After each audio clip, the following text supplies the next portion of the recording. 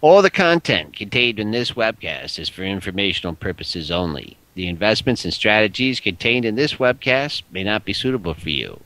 Please consult your own independent financial advisor before making any investment or trading decisions.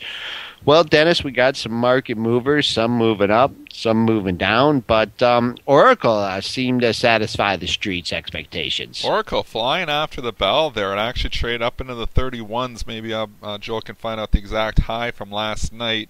It's trading a little bit lower from where it was last night, $30.70, but it is still up 60 cents. That's up 2%, so they are liking the Oracle numbers. Stock actually breaking out over that high of the move, which is around 30.45, I believe. Looking at the charts, 32 is huge on this thing. I don't think that comes into play today, but maybe that's eventually where it's going to march to. I'm not sure. It needs to hold that whole 30.45 area to keep this rally intact, though. What was that high there, Joel, after hours last night? 31.54. Wow, that was overdone. 31.54. Sometimes these things spike way, way too quickly. And obviously people get a little bit excited and overexcited, and the person that bought that 31.54 is almost a point underwater already. Yeah, some volume was associated with that too. But there's a lot of things here to point out to our traders. Number one, Dennis, I like that you point out the fact that we have taken out the high of the move in the pre-market. We have got above this 30.50 level. I think it's critical to maintain that level in order to keep this rally going. Also, 31.54. You gotta if in fact it gets up there, 31.54 to 32. I'm sure some people are going to be letting go some stock in that area. Interestingly, Dennis, it might be a fade as well, because it certainly was a fade when it gapped down after its last earnings release in December. It's more than come back and filled the gap here, but you got to play to the upside as long as it holds this 30.50 level. But if not, I expect it to slide back down and maybe even fill the gap at 30.14 high or much lower. Yeah, Joel, good pointing out that last earnings report. Remember, we gapped right down, and then it just slowly climbed over the course of the last few months. I mean, we've had a heck of a bull run in the overall market, which has driven it as well. But so interesting, if we might gap up here today, that maybe it starts to move the other way. Hard to say. Jabil Circuit, though, here, Joel, JBL also reported earnings as well, and that stock spiked too on the initial report. Maybe Joel can get the highs, but I think I've seen it trade as high as 27.5, which was crazy. Right up almost to that 52-week high at 27.40, and then obviously turned and just broke down. It's trading down for the majority of the after hours after it had that initial spike, and this morning it's trading down here as well, 25.93 after closing 26.49. So Jabil Circuit's going to open weak. I don't see a heck of a lot of support in here though. Like we had a heck of a move in earlier March where we fell almost to 24.32. I don't think obviously it's going to even get remotely close to there, but there's a lot of air everywhere here, Joel. Yeah, wild ride in the pre-market. Someone jumped the gun there, jamming it up to 27.59, and then ratcheting it down under 26, making a low at 25.80 in the pre-market. When you get these kind of moves in the pre-market, it's always good to focus on yesterday's range. So we'll be looking at that level. Yesterday's low up to the close is good resistance. And I concur with you, Dennis. If this $26 level cannot hold, this stock could really start to get back some of its gains. I mean, you have some various stops here in the 25s, but you don't really run into major support until 25.27, which was the low on March 8th. GIS is another one here, Joel. General Mills, 38.76 is where it closed. It's trading down after reporting earnings here this morning, 38.5. So just slightly down. This is a low beta stock, pretty much as low as you get. The stock usually has a 20 or 30 cent range. No difference in the pre-market, even with earnings. It has a 26-cent range. So 38.50, which is actually coincides with yesterday's low perfectly, is where it's trading in the pre-market right now. Hard to say really where this one's going to go, but I'd expect it's not going to have nearly the volatility that a Jabil Circuit might have. On the low end, if it really went to sell-off mode, there's some decent support down here in this 38 area. And if it went to rally mode, I'd expect, just in the whole number 39 maybe to provide some resistance. Yeah, this stock got crushed off the $41 level. I remember, getting some downgrades and whatnot. Has not been able to even take back half of that move. Just running into problems here up in before the 39.50 level. I'd use this 38.50 level as a swing number, Dennis. You've had yesterday's low there, and if that level can't hold, I could easily see it slide down to the lower 38s.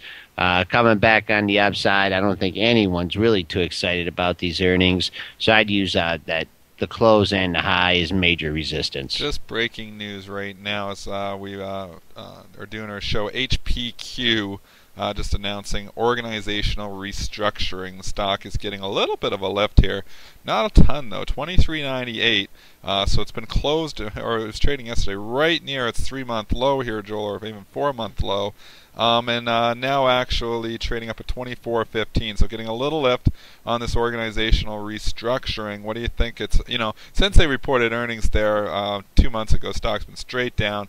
Can't seem to find any type of support. Just keeps cutting it all out. Has found some support in this 24 area and getting a little lift here right now. What do you think of Hewlett Packard, Joel? Yeah, Dennis, if this is not support, I don't know what is here. This 23.95 area to 24.10 is encompassing a lot of lows here.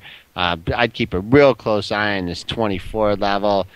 If it can't hold 24, even with this news, I think it goes straight down to 23 and maybe even perhaps 22 and test the low of the move.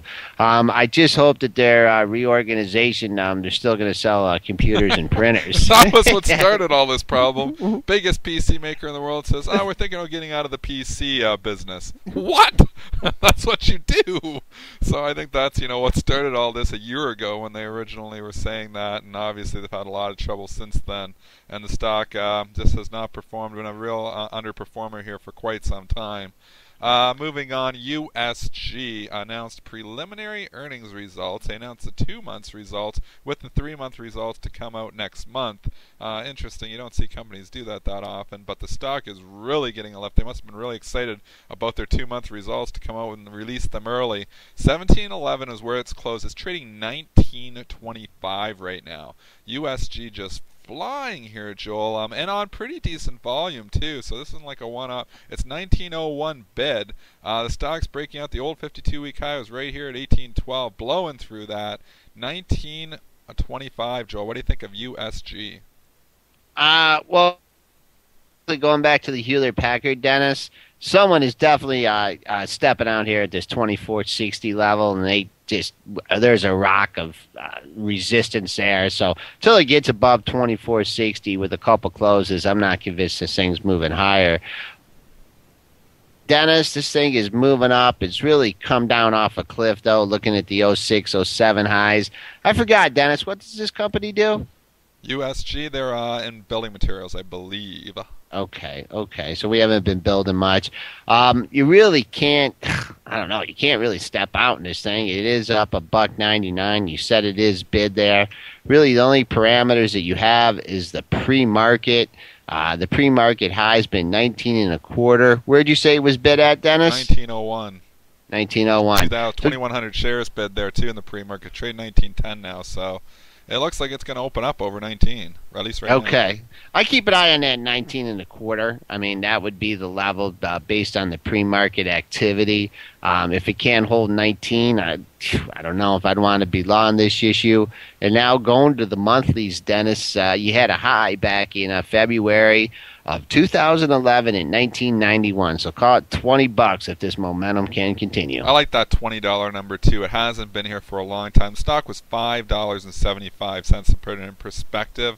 If we go back to October, so It has had a heck of a run. It's over tripled since then. All these whole numbers like this is $20. I bet you get met with some institutional selling pressure there, and I bet you some high frequency guys sniff that stuff out. Wouldn't be surprised if in the high 19s that this stock has some major resistance, high frequency resistance that is coming in. So there's a target for maybe some of you guys who have this thing long. I don't know if I tried short, but possibly. And above 20, I'd maybe not want to be short though. Moving right along here, BHI lowers guidance. It's Baker Hughes. Stock is not doing very well at all in the pre-market. It's trading 45.80 after closing at 47.82, so it's down $2, taking out all majors. Well, we kind of consolidated here for the last couple of months, really, or at least the last few weeks. Breaking down now below this, we're right, interesting enough, if we go back to late January, Joel, there we had a low of 45.51, I think is what that is. We're at 45.80 right now, so maybe that low, but, you know, and if you go back before then, $45 area might provide some support as well. Yeah, it is. It is consolidating, Dennis. I'd keep an eye on the pre-market low, which was 45.35. That coincides very nicely with that low back in January, so I would keep an eye on that. If it does take that out, you'll have to contend with these lows under $45 at $44.85.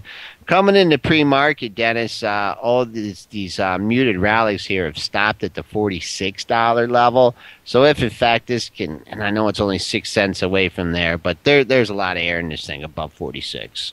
HIG, which is Hartford Financial Services Group, coming out saying they're considering a sale of their life insurance units. They also got an upgrade as well, and the stock is really getting a lift here, Joel. 23.15 after closing 21.71, so it's up $1.50 here, breaking out obviously to new highs here on the move. 22 was the old high here just from a couple days ago, so we're significantly above there now. Where's this one going? Well, it looks like Paulson got his way with this one, Dennis.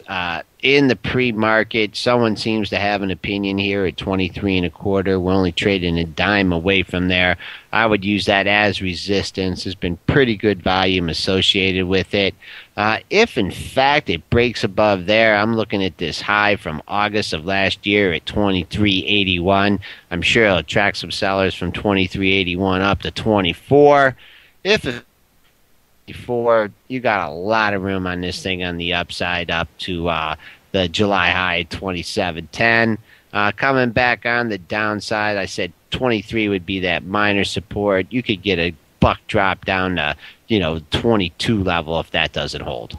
That's all I've really got for you today here, Joel. Obviously, there's a few other movers, but we're running short on time.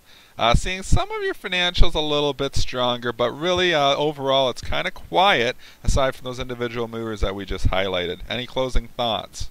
Yeah, just we're going to be opening up into the overnight low, the close, opening up into a lot of support here, folks. So if, in fact, that early morning support can hold, we'll look for a challenge of the high close of the move at 14.04.